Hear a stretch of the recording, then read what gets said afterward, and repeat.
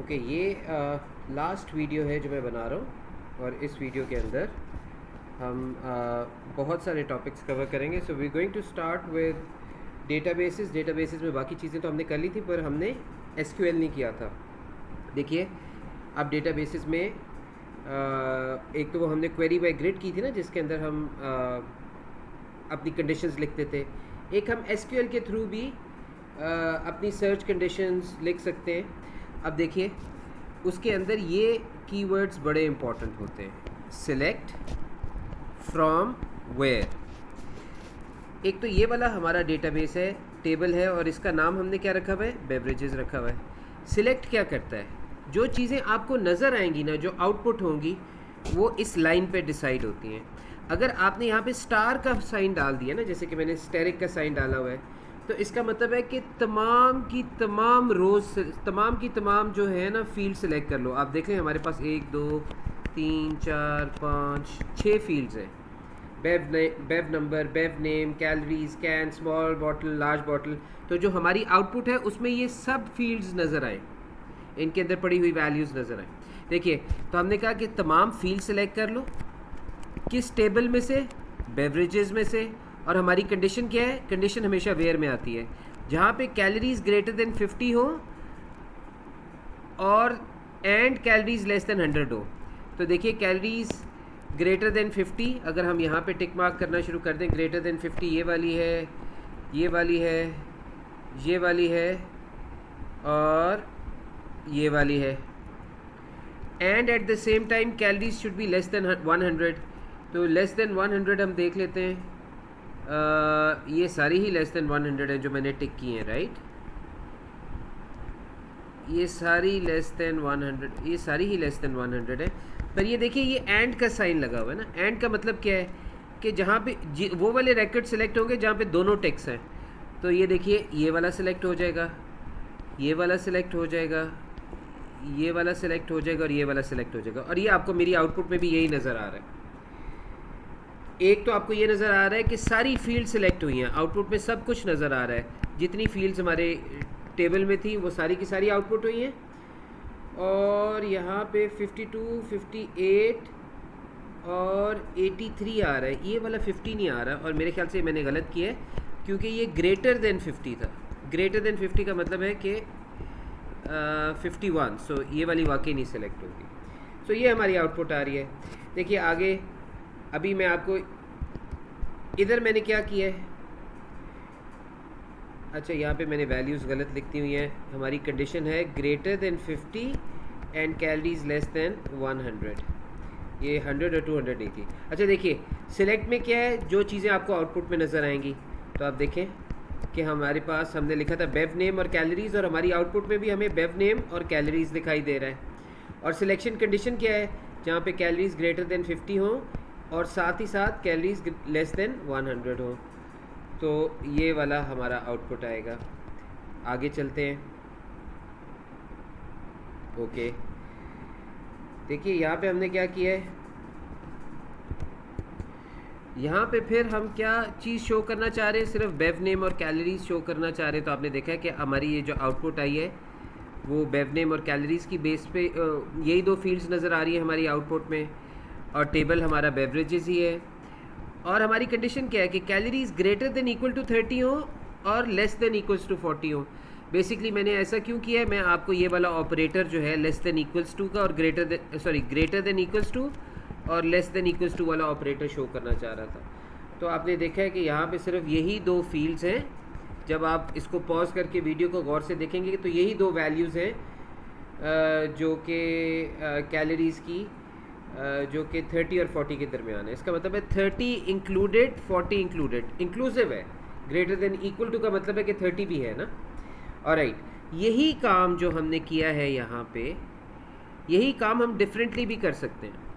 देखिए, यही काम करने का तरीका ये है कि अभी भी हमने आउटपुट में बेव नेम और कैलोरीज, टेबल हमारा अभी भी बेवरेजेस है, पर देखिए हमने कैलोरीज़ की जो अपनी रेंज है वो कैसे बताई है? हमने ये बिटवीन वाला ऑपरेटर यूज़ किया है कि हमारी कैलोरीज़ की वैल्यू बिटवीन 100 एंड 200, ये मैंने गलत कर दिया हुआ है, बिटवीन 30 एंड 40।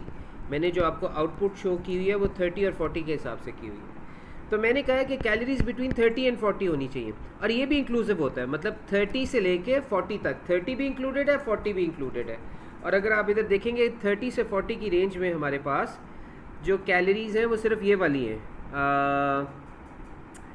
30 से 40 की रेंज में ये देखिए, ये 40 इंक्लूसिव है, और उसके अलावा ये एक वैल्यू है, तो ये ग्रेटर देन इक्वल टू 30 भी है, और ये लेस देन इक्वल टू 40 भी है, ये ग्रेटर देन इक्वल टू 30 भी है, लेस देन इक्वल टू 40 भी है। बस यही दो हमारी ब्रैकेट्स बन रहे हैं, और उसमें हमने फिर वो अपनी आउटपुट दिखा दिया। आउटपुट में हमें वही दो फील्ड्स नज़र आ रही हैं जो हमने सिलेक्ट की हुई हैं। अच्छा, यहाँ पे देखें, यहाँ पे हमने अब की बार जो चीज़ें शो करना चाह रहे थे वो ये तीन चीज़ें थी। बेव नंबर भी आउटपुट में नज़र आए, बेव नेम भी नज़र आए, कैलोरीज भी नज़र आए। ओके, टेबल हमारा अभी भी बेवरेजेस है, तो इस फ्रॉम बेवरेजेस आपने वो वाली चीज़ें जो हमने सेलेक्ट की हैं वो शो करनी है।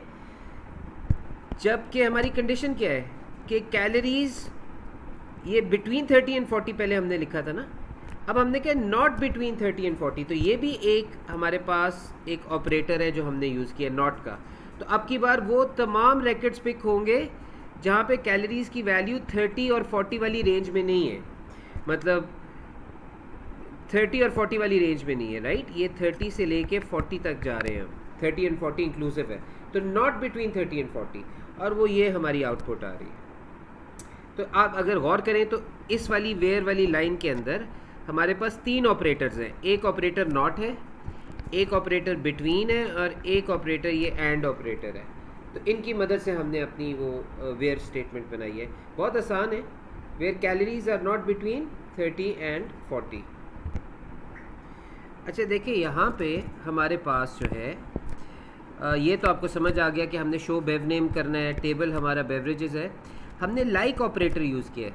लाइक ऑपरेटर क्या कहता है कि हमारा जो ये बेव नेम वाली फील्ड है उसमें जो वैल्यू है, ये बेव नेम वाली फील्ड में जो मुख्तलिफ वैल्यूज़ दी हुई हैं यहाँ पे, ये ई से शुरू होनी चाहिए। और स्टेरिक का मतलब ये है कि बाद में जो मर्ज़ी आए, दैट डजेंट मैटर। ई के बाद बेशक 5 कैरेक्टर्स लिखे हों, 5 वर्ड्स लिखे हों, दैट डजेंट मैटर, स्टार्ट ई से होना चाहिए। तो अगर आप यहाँ पे देखें तो ई से एनर्जी ड्रिंक ई से स्टार्ट हो रहे हैं, सिर्फ यही दो फील्ड्स बन रही हैं। और हमने आउटपुट भी कहा था खाली बेव नेम करना है, तो आपने देखा है सिर्फ हमारे 2 रैकेट सेलेक्ट हुए थे, 2 रोज सेलेक्ट हुई थी, और उसमें से भी हमने सिर्फ बेव नेम आउटपुट करना था। तो इसको दोबारा समझते हैं इस वाली एग्जांपल से। अभी भी हमने बेव नेम सेलेक्ट करना है, टेबल हमारा बेवरेजेस वाला ही है, और हमने कंडीशन क्या दी है कि जो बेव नेम है वो किस तरह का होना चाहिए, it should be like this. उसके शुरू में कुछ भी हो, स्टार का मतलब है कुछ भी हो शुरू में, दरमियान में ई हो, और एंड पे कुछ भी हो। इसका मतलब है कि इस नाम के अंदर स्टार्ट में जो कुछ भी है मैटर नहीं करता है, एंड में जो कुछ भी है मैटर नहीं करता है, पर इसमें ई ज़रूर होना चाहिए। तो बेसिकली अगर हम ये कह रहे हैं कि स्टार्ट में कुछ भी हो मैटर नहीं करता है, तो ऐसे भी हो सकता है कि ये ई से ही स्टार्ट कर रहा हो, स्टार्ट में कुछ ना हो, कुछ भी ना हो तो भी ठीक है। हम केयर नहीं करते हैं स्टार्ट में क्या है, हम केयर नहीं करते एंड में क्या है, पर हम ये ज़रूर केयर कर रहे हैं कि इसमें ई होना चाहिए समवेयर। इधर अलबत्ता ये फ़र्क था, इसमें हमने पहला अल्फ़ाबेट ही ई दिया था, तो स्टार्ट ई से ही होना है, बाद में जो मर्ज़ी आए ये मैटर नहीं करता है। यहाँ पे शुरू में जो मर्ज़ी हो मैटर नहीं करता है, एंड में जो मर्ज़ी हो मैटर नहीं करता है। इसलिए आप देखें जो हमारी आउटपुट्स मैंने यहाँ पे सिलेक्ट किए हैं, इसमें एक ई आ रहा है, इवन दो एंड में आ रहा है, डजेंट मैटर। हमने कहा था कि अगर आखिरी लफ्ज़ भी ई है, उसके बाद कुछ भी आ रहा है मैटर नहीं करता, और शुरू में कुछ भी आ रहा है मैटर नहीं करता। तो यहाँ पे लाइम लिखा हुआ है, तो दरमियान में तो ई नहीं है, मगर ये एंड पे ई आ गया, और ई के बाद कुछ भी आ रहा होता मैटर ना करता, राइट। यही हमने यहाँ पे लिखा हुआ है, तो इसलिए ये लाइम सेलेक्ट हो गया, एनर्जी ड्रिंक सेलेक्ट हो गया, इसमें तो ई यहाँ पे भी है, यहाँ पे भी है, यहाँ पे भी है, यहाँ पे भी है, लेमन में ई यहाँ पे है, यहाँ पे, तो ये आपको होपफुली इसकी समझ आ गई है।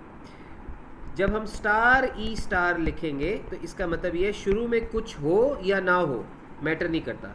इसका मतलब है ये ई से शुरू भी हो सकता है, शुरू में कुछ हो या ना हो मैटर ही नहीं करता है, और एंड में कुछ हो या ना हो मैटर ही नहीं करता है, पर ई ज़रूर होना चाहिए। ओके, तो ये हमारे लाइक ऑपरेटर की एक और एग्जांपल है, और मुझे लगता है कि आपको शायद समझ आ गई होगी। ये अगर आप इसमें आप हमारी कंडीशन देखेंगे ना, तो bev name should look like this. शुरू में जो मर्जी है मैटर नहीं करता है, बाद में ई आना चाहिए, और देखिए ई के बाद हमने कुछ नहीं डाला हुआ, राइट। इसका मतलब ये हमारा आखिरी लेटर ई होना चाहिए। अगर तो मैंने ऐसे लिखा होता ना, तो इसका मतलब होता है ई के बाद भी कुछ आ जाए तो मैटर तो फ़र्क नहीं पड़ता है, पर अगर हमने ऐसे लिखा है तो इसका मतलब है शुरू में कुछ भी आ जाए तो मैटर नहीं करता है, मगर एंड में क्या आना चाहिए, ई आना चाहिए। और आपने ये जो हमारे रैकेट सेलेक्ट हुए हैं इसमें देखें, ये भी ई एंड में आ रहा है, लाइम में, लेमनेड में ई आ रहा है, एप्पल जूस, ऑरेंज जूस। अच्छा, ये मैंने ज़रा जल्दी में आउटपुट्स किए हैं, हो सकता है कि मैं कोई आउटपुट अगर आप यहाँ पे देखें तो मैं शायद गलती कर गया हूँ, पर आपको कॉन्सेप्ट समझ आ गया, एंड में ई आना चाहिए। तो ये एक और तरह का ऑपरेटर है, लाइक ऑपरेटर, जो हमने पढ़ लिया है। तो अभी तक जो हमने डेटाबेसेस में ऑपरेटर्स पढ़े हैं वो ये सारे, एंड ऑपरेटर यूज़ करना आ गया, or, not, between, like, less than equal to, greater than equal to, और इक्वल टू, ये सारे ऑपरेटर्स हमने डिस्कस कर लिए। बाय द वे, इससे पहले कि हम आगे चलें, ये जो हमने पूरी क्वेरी लिखी होती है ना, ये जो पूरा लिखा होता है, इसको हम एसक्यूएल स्क्रिप्ट कहते हैं, एसक्यूएल स्क्रिप्ट कहते हैं। तो ऊपर भी जो हम करते आए हैं सॉल्व, वो मुख्तलिफ एसक्यूएल स्क्रिप्ट्स थे।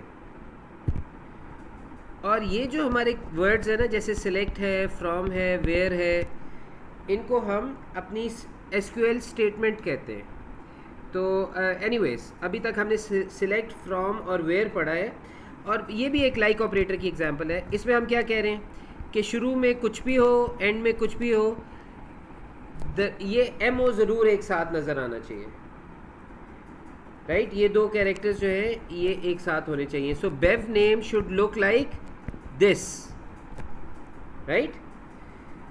और वो आप देखें कि यहाँ पे ये एम ओ साथ आ रहा है, शुरू में कुछ ना भी होता तो मैटर नहीं करता, एंड में कुछ ना भी होता तो मैटर नहीं करता, मगर ये एम ओ ज़रूर दरमियान में कहीं ना कहीं, या शुरू में या एंड में होना चाहिए था। और यहाँ पे भी आपको नज़र आ रहा है कि ये एम ओ इसके अंदर इंक्लूडेड है। अच्छा, अभी तक तो हम जो एसक्यूएल स्टेटमेंट्स पढ़ते आए हैं वो इस तरह की पढ़ते आए हैं, सिलेक्ट, फ्रॉम, वेयर। आपको याद होगा ये हम असेंडिंग और डिसेंडिंग ऑर्डर करते थे, उसके अंदर जो हमने वो क्वेरी बाय ग्रेड, जो वो टेबल सा बना होता था जिसको फिल करते थे।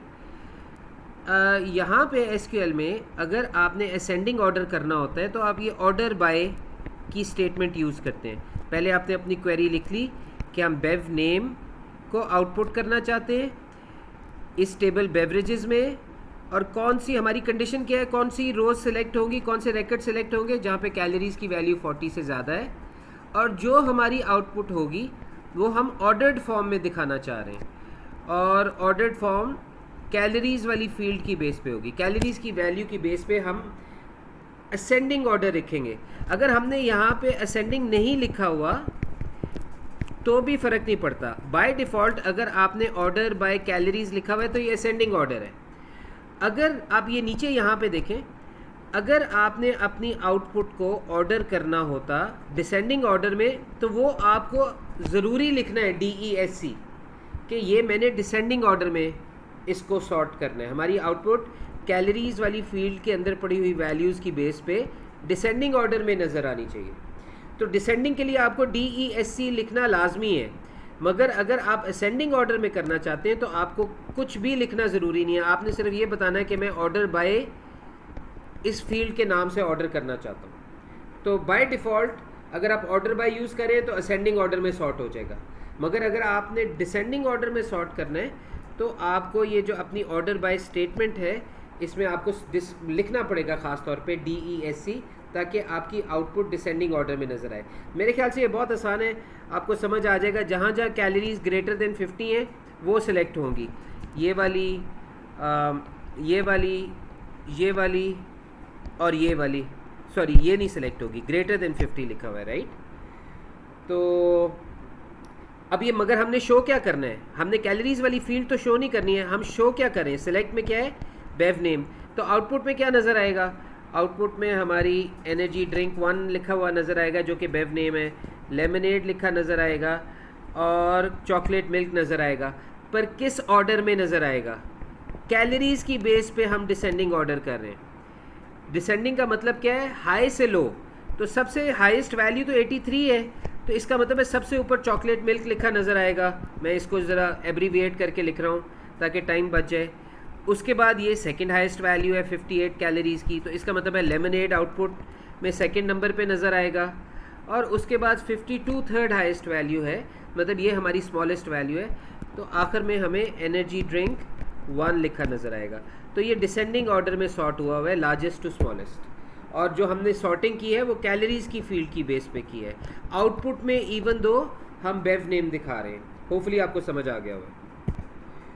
ओके, यहाँ पे आप देखें कि हमने फील्ड का नाम डायरेक्ट नहीं दिया है जो शो करना है, बल्कि हमने कहा है कि कैलोरीज़ वाली फील्ड के अंदर पड़ी हुई वैल्यूज़ को टोटल करो, उनका सम निकालो। कौन से टेबल में से, बेवरेजेस में से। और हमारी रैकेट्स कैसे सिलेक्ट होंगी, कंडीशन हमारी ये है कि जिस जिस रैकेट के अंदर स्मॉल बॉटल की वैल्यू येस है वो वाली रैकेट सिलेक्ट होंगी। तो अगर आप यहाँ पे देखें तो ये वाला रैकेट, ये सारे रैकेट सिलेक्ट होंगे। और ये रैकेट सिलेक्ट तो हमने स्मॉल बॉटल की बेस पे किए हैं, पर हमने आउटपुट क्या करना है, कैलोरीज़ का सम करना है। तो बेसिकली ये जो रैकेट सिलेक्ट हुए इधर 40 + 52 + 58 + 46 + 50 + 83, ये टोटल करके, तो ये आपको ये टोटल वैल्यू स्क्रीन पे लिखी नज़र आएगी। मुझे नहीं पता ये टोटल क्या बन रहा है, मैं वैसे रफली अज्यूम कर लेता हूँ। फॉर एग्जांपल 326 आपको स्क्रीन पे लिखा नज़र आएगा, ये टोटल कर देगा। सम जो है वो टोटल करने के लिए इस्तेमाल होता है। और हमने कंडीशन जो थी अपनी वो स्मॉल बॉटल की बेस पे रखी हुई थी। अब इसी तरह मुझे लगता है आपको ये समझ आ जाएगी कि काउंट किस लिए इस्तेमाल होता है। काउंट काउंटिंग के लिए इस्तेमाल होता है, हाउ मैनी। तो हम यहाँ पे क्या करना चाह रहे हैं, हम काउंट वैल्यू आउटपुट करना चाह रहे हैं इस टेबल बेवरेजेस में से। और रैकेट कैसे सिलेक्ट करेंगे, जहाँ पे कैलोरीज ग्रेटर देन 40 हैं। तो ग्रेटर देन 40 ये हो गया, ये वाली हो गई, ये भी हो गई, ये भी हो गई, ये भी हो गई, और ये सारी हो गई। अब ये जो हमने रोज़ सेलेक्ट कर लिए हैं इनको हमने काउंट करना है, 1 2 3 4 5 6 7 8। तो आपको आउटपुट में क्या नज़र आएगा, 8 रैकेट्स ऐसे हैं जहाँ पे कैलोरीज़ की वैल्यू जो है वो 40 से ज़्यादा है। होपफुली आपको ये समझ आ गया होगा कि काउंट किस लिए इस्तेमाल होता है। ओके, यहाँ पे अब जो हम करने लगे हैं ये बेसिकली कुछ बिल्ट इन हमारे पास जो फीचर्स होते हैं ना, जो programming languages for example provide करती हैं, इनको हम बेसिकली लाइब्रेरी रूटीन्स कहते हैं। ये कोई एक ख़ास किस्म का काम जो हमें रूटीन में चाहिए होता है, एक ऐसा टास्क जो हमें रूटीन में चाहिए होता है और हम अपने प्रोग्राम में इसको इजीली इस्तेमाल कर सकें, उनको हम अपनी लाइब्रेरी रूटीन्स कहते हैं। देखिए अब यहाँ पे ये मॉड एक लाइब्रेरी रूटीन है। ये बेसिकली क्या करता है, ये किसी भी आप 5 mod 2 का मतलब ये है कि जब आप 5 को 2 से डिवाइड करेंगे तो जो रिमाइंडर वैल्यू है, अगर आप 5 को 2 से डिवाइड करेंगे तो आपकी कोशेंट वैल्यू 2 आ रही है, 2 2s are 4, और रिमाइंडर आपका क्या आ रहा है, रिमाइंडर आपका 1 आ रहा है।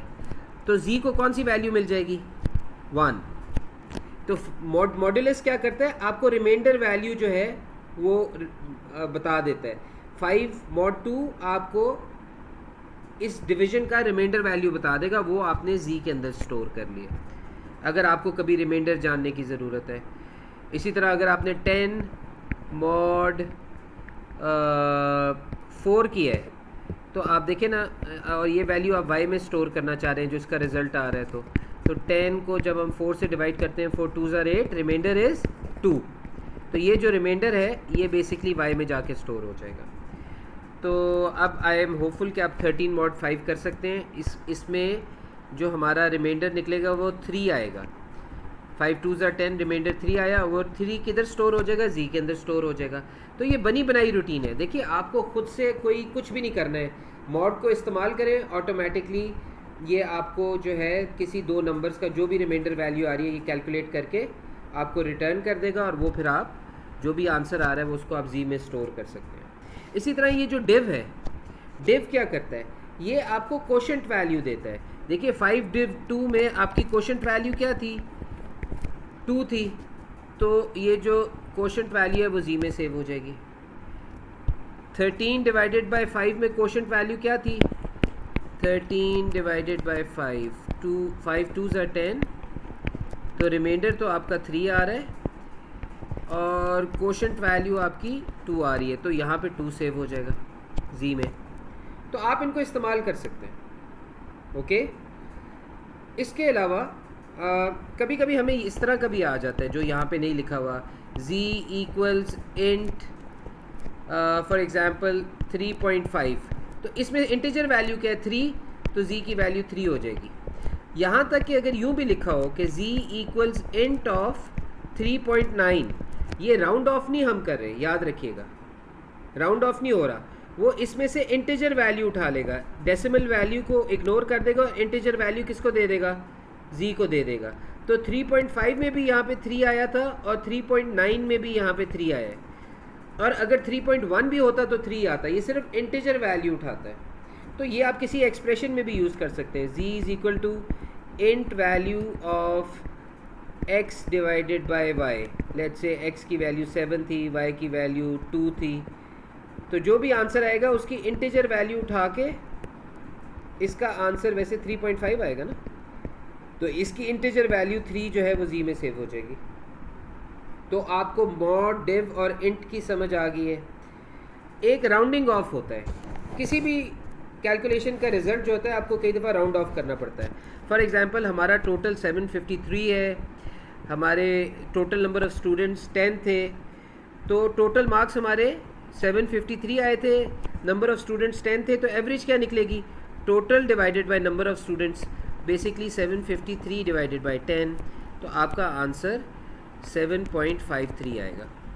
अब आप चाहते हैं कि आपका आंसर राउंड ऑफ हो, तो आपने क्या किया, आपने ब्रैकेट डाल दिए और ब्रैकेट में आपने ये इक्वेशन लिख दी। इस इक्वेशन का जो भी रिज़ल्ट आएगा उसको आपने कहा है कि 1 डेसिमल डिजिट तक राउंड ऑफ करो। ये जो 1 है ये बता रहे हैं 1 डेसिमल डिजिट तक राउंड ऑफ करना है। अब चूंकि ये रिज़ल्ट 7.53 है और इसको हम अगर राउंड ऑफ करें 1 डेसिमल डिजिट तक, तो क्या आंसर आएगा, 7.5। अलबत्ता अगर ये 7.58 होता, तो अगर अब आप राउंडिंग ऑफ कर रहे होते तो ये आपको 7.6 की वैल्यू रिटर्न करता।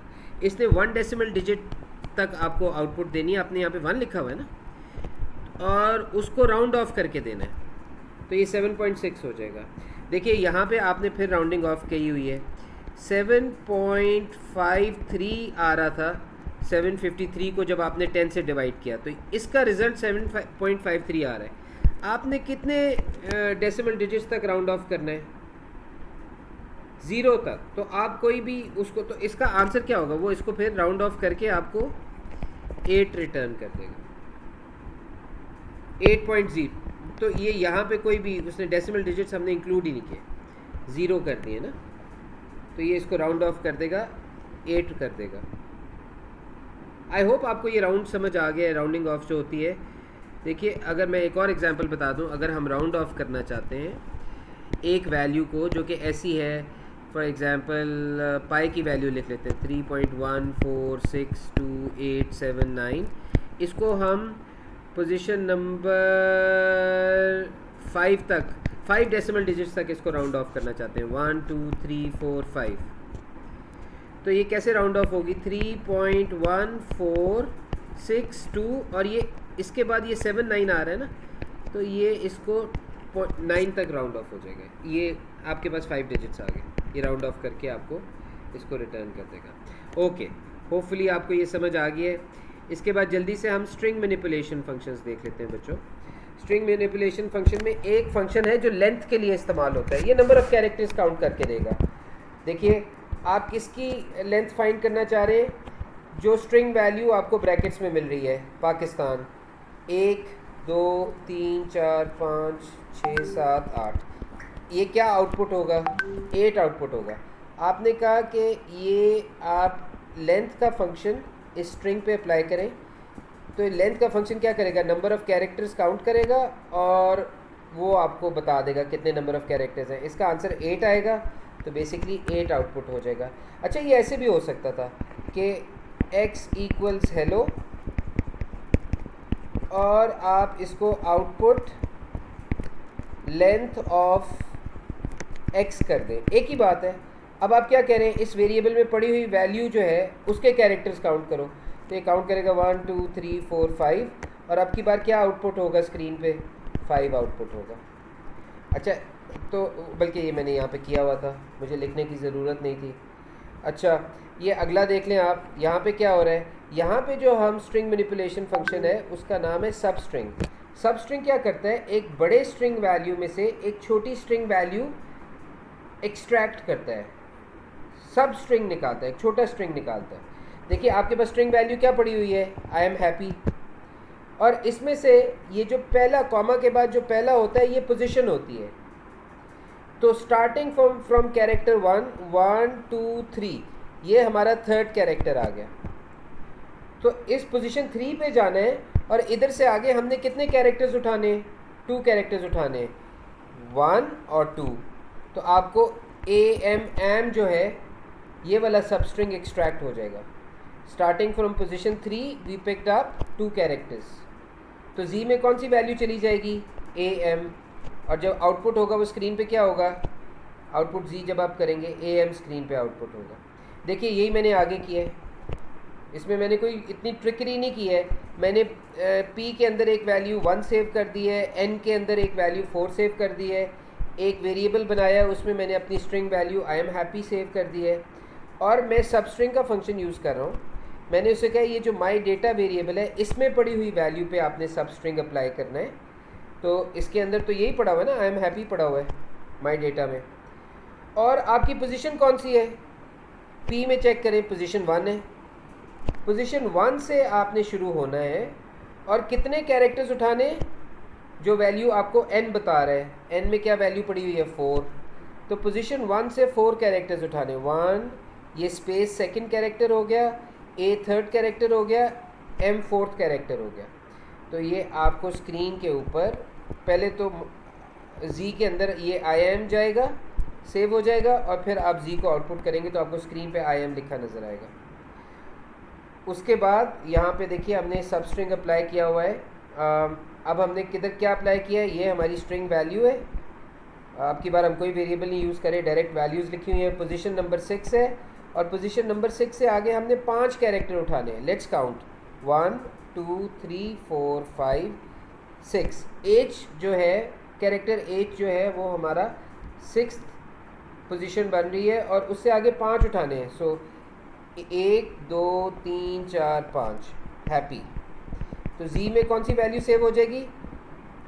हैप्पी, और फिर हम जी को जब आउटपुट करेंगे स्क्रीन पे हैप्पी लिखा नज़र आएगा।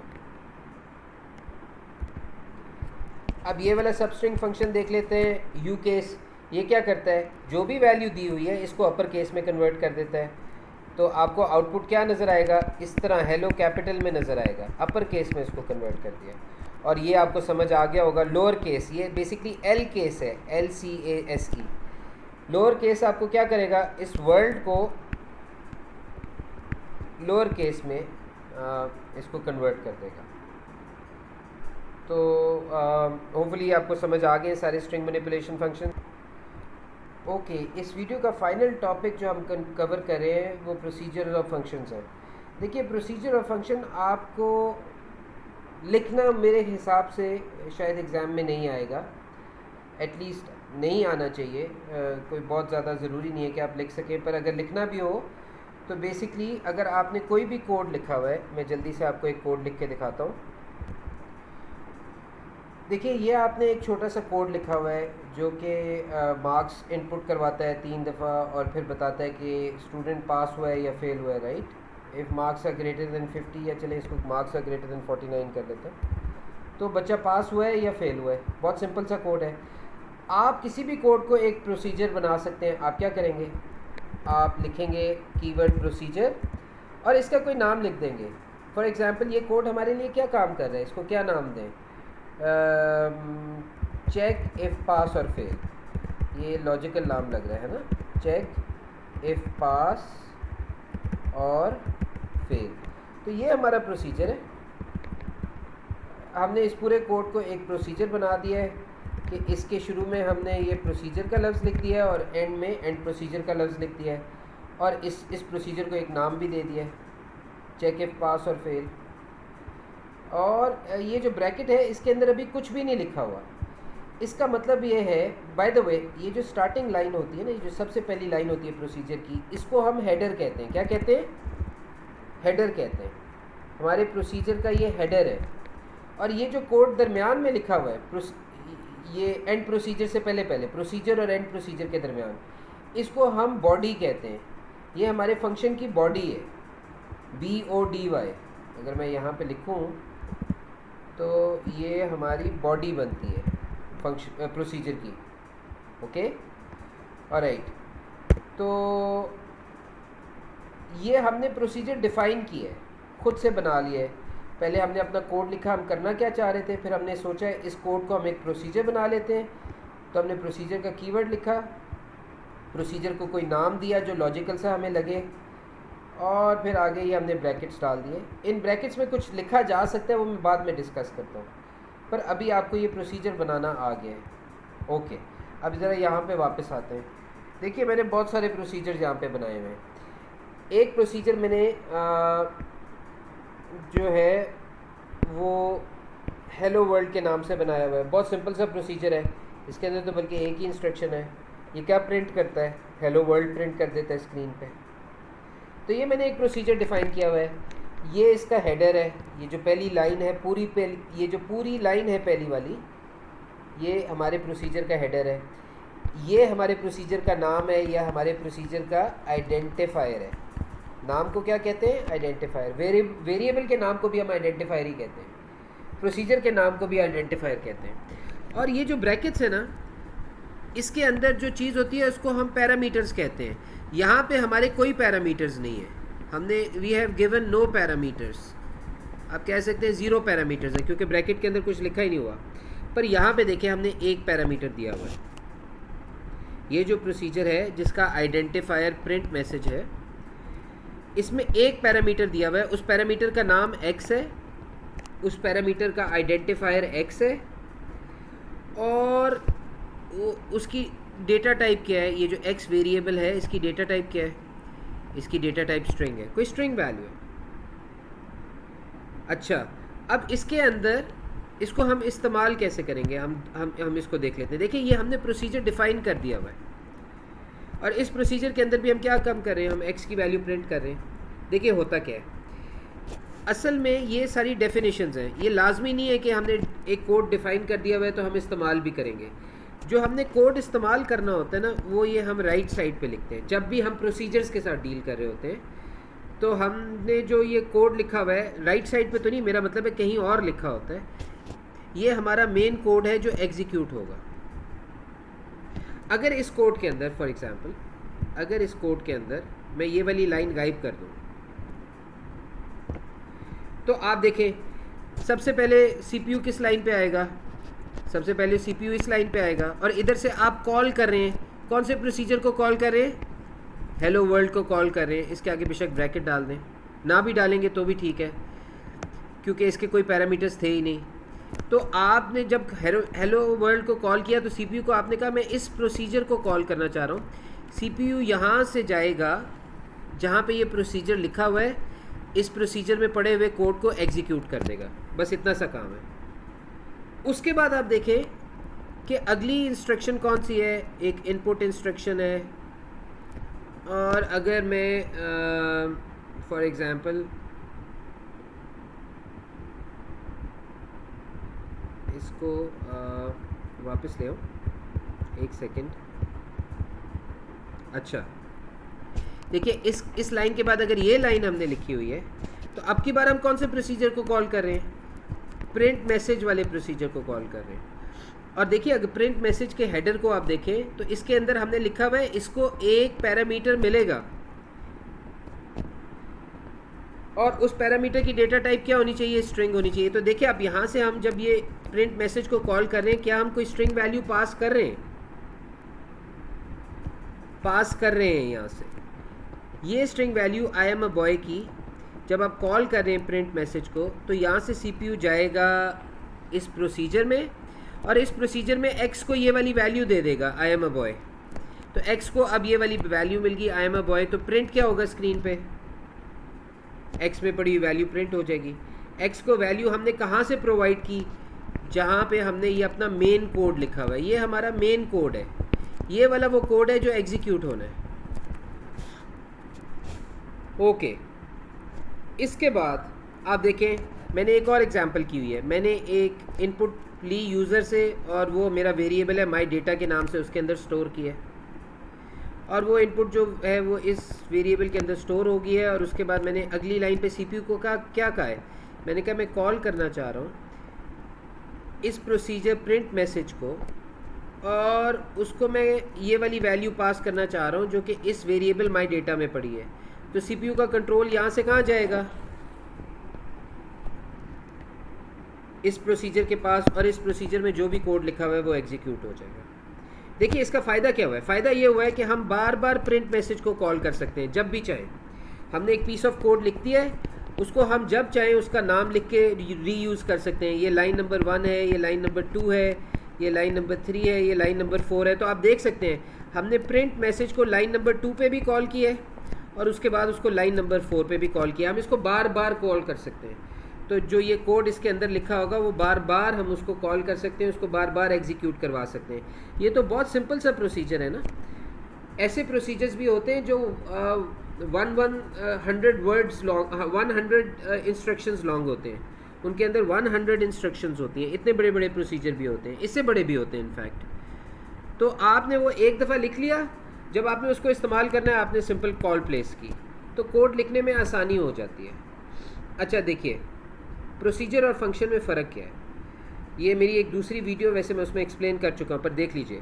फंक्शन जो है वो फंक्शन के कीवर्ड से शुरू होता है और एंड फंक्शन पे ख़त्म होता है। इसके अंदर भी कोई ना कोई कोड लिखा होता है, मगर ये इसमें रिटर्न वाली स्टेटमेंट ज़रूर लिखी होती है। ये कोई ना कोई वैल्यू कैलकुलेट करके या किसी तरह कोई वैल्यू रिटर्न कर रहा होता है। देखिए यहाँ पे हम क्या कर रहे हैं, हमारे पास दो पैरामीटर आ रहे हैं, आप देख रहे हैं ना, एक num1 और एक num2। num1 की डेटा टाइप भी इंटीजर है और num2 की डेटा टाइप भी इंटीजर है, दो पैरामीटर्स हैं। इसका मतलब है हम जब भी इस फंक्शन को कॉल करेंगे इसका नाम इस्तेमाल करते हुए मल्ट, तो हम दो वैल्यूज़ इसमें ज़रूर पास करेंगे। और इसका अगर हम हेडर एग्जामिन करें तो इसका हेडर हमें एंड में ये भी बता रहा है कि ये किस किस्म की वैल्यू रिटर्न करेगा। ये हमें इंटीजर वैल्यू रिटर्न कर रहा है। देखिए अगर num1 एक इंटीजर है, num2 एक इंटीजर है, तो आप देखिए यहाँ पे हम रिटर्न क्या कर रहे हैं, num1 मल्टीप्लाइड बाय num2। तो हम जो रिटर्न कर रहे हैं वो भी एक इंटीजर वैल्यू है। जब दो इंटीजर्स को मल्टीप्लाई करेंगे एक इंटीजर वैल्यू रिटर्न होगी। तो ये फंक्शन का हेडर हमें ये भी बता रहा है कि कितने पैरामीटर्स हैं, उन पैरामीटर्स के नाम क्या हैं, और हमें ये भी बता रहा है कि जो हमारे फंक्शन का आइडेंटिफायर क्या है। और हमेशा याद रखिएगा फंक्शन वो होता है जिसमें रिटर्न का कीवर्ड होता है। तो बाय द वे एक चीज़ जो मैंने शायद पहले डिस्कस नहीं की, जब हम ये मल्ट वाली, ये प्रिंट मैसेज में माई डेटा वाली, ये वाली जब हम कॉल प्लेस करते हैं तो जो माई डेटा में पड़ी हुई वैल्यू होती है वो जाके किसको मिल जाती है, वो इस x को मिल जाती है। माई डेटा में पड़ी हुई वैल्यू x को मिल जाती है। ओके एनीवेज अब आगे चलते हैं। लाइन नंबर 5 पे हमने एक इक्वेशन लिखी है जिसमें z को एक वैल्यू कैलकुलेट होके मिल रही है, और आप देखेंगे कि वो वैल्यू कैसे कैलकुलेट हो रही है। हमने मल्ट वाला फंक्शन जो है उसको कॉल प्लेस किया है। यहाँ पे आप बेशक कॉल ना भी लिखें तो ठीक है, कोई मसला नहीं है। आपने ये फंक्शन यूज़ करते हुए बेशक आप कॉल का कीवर्ड ना यूज़ किया करें। यहाँ पे तो आप कर रहे हैं ना, यहाँ पे ज़रूरी नहीं है कि आप करें। तो जब आप कर क्या रहे हैं, आप ये कह रहे हैं CPU को कि z की वैल्यू कैलकुलेट होगी। कैलकुलेट करने के लिए आपको ये फंक्शन इस्तेमाल करना पड़ेगा और फिर जब वो CPU क्या करेगा, इधर से वो सीधा इस फंक्शन पे चला जाएगा। ये 3 की वैल्यू num1 को मिल जाएगी, ये 5 वाली वैल्यू जो है ये num2 को मिल जाएगी। ये रिटर्न क्या कर रहा है, फंक्शन क्या रिटर्न कर रहा है, 3 multiply by 5 num1 multiply by num2 ही कर रहा है ना। 15 की वैल्यू रिटर्न होगी, यहाँ से कौन सी वैल्यू रिटर्न होगी, 15 की। तो ये यहाँ पे इस वाले कोड यहाँ से जहाँ पे आपने कॉल प्लेस किया है, इसकी जगह आपको कौन सी वैल्यू मिल जाएगी, 15 की। कैलकुलेट होके 15 की वैल्यू आ जाएगी। फिर CPU इस 15 को इस 25 के साथ ऐड करेगा, रिज़ल्ट 40 आएगा और वो रिज़ल्ट किधर सेव हो जाएगा, Z में सेव हो जाएगा।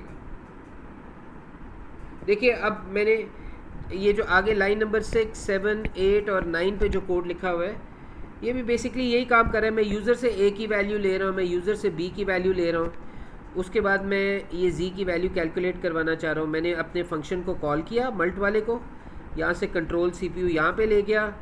A की वैल्यू जो है वो num1 को मिल जाएगी, B की वैल्यू जो है वो num2 को मिल जाएगी, और फिर इन दोनों को मल्टीप्लाई करके जो भी रिज़ल्ट आएगा वो इधर हमारे पास अवेलेबल होगा, उसमें 25 CPU ऐड करेगा और जो आंसर आएगा उसको Z में सेव कर देगा और फाइनली Z की वैल्यू प्रिंट कर देगा। होपफुली आपको ये समझ आ गया है।